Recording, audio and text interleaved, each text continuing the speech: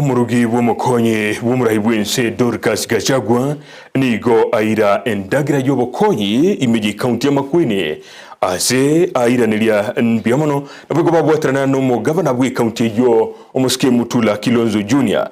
Dorcas nigatebre buna abantu bali abahakiwe no mucyandu bwoko burone Endagera singa kicumura kiro monene ogendrete nigo babonete gokonyo bwango mono 60,000 households all over Makueni.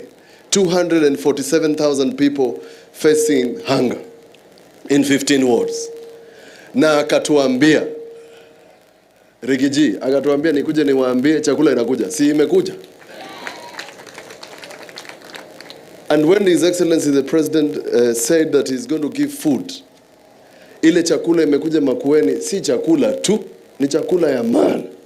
Initiative seeks to complement ongoing efforts through the distribution of food, cash transfers, the drilling of boreholes from what we have already accomplished.